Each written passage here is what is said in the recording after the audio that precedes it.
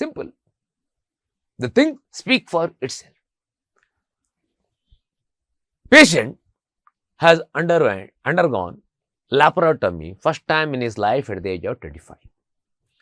Doctor has kept a scissor inside the abdominal cavity. After 2 months or 3 months or 1 year, patient gets some discomfort in the abdomen.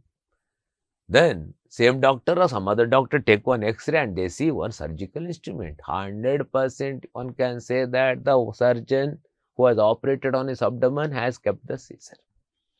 The thing speaks for itself.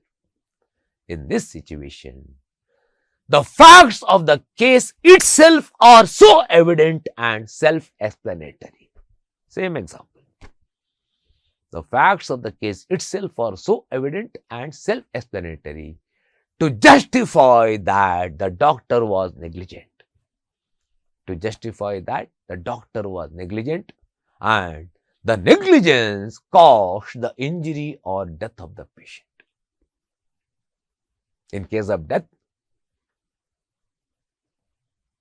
the negligent act of the doctor only caused death of the patient. In case of injury, the negligent act of the doctor has given rise to harm to the patient. Okay. In other words, without negligence, the injury or death wouldn't have occurred. In other words, without negligence, the injury or death would not have occurred. Okay. That is re ipsa loquitur. Okay. I give example. Operation on a wrong patient, operation on a wrong limb, operation on a wrong organ, operation on a wrong eye. Re ipsa loquitur. No need to prove that doctor was negligent. It itself is quite evident. Or leaving behind the scissors, forceps, gauze, etc. in the body cavity after surgery. Or giving wrong blood or wrong medicine. As I said, instead of tetanus toxoid, you give penicillin. Re ipsa loquitur. Or failure to do sensitivity test whenever required. For example, if you don't give test dose of penicillin, 100% it falls under re ipsa loquitur because you have to give test dose. Or prescription of an overdose of medicine.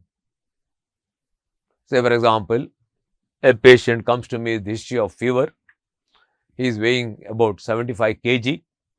Then I give one prescription like this. Look here. Mr. Jeevan, 32 years, tablet, Dolo, 650 mg, 80 tablets.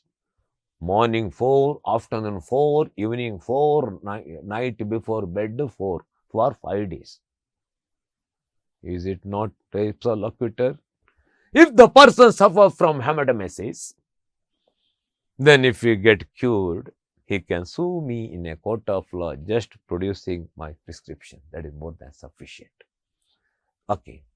And here, that patient does not have to prove that the doctor was negligent. In the sense, if he just produce the prescription itself is sufficient. Or if he just produce the X-ray where it is showing a surgical instrument itself along with the fact that he has undergone surgery before by the same doctor, that is sufficient. Okay. Now, in re ipsa loquitur, doctor cannot defend himself at all. He cannot defend. He cannot give any excuse. Okay.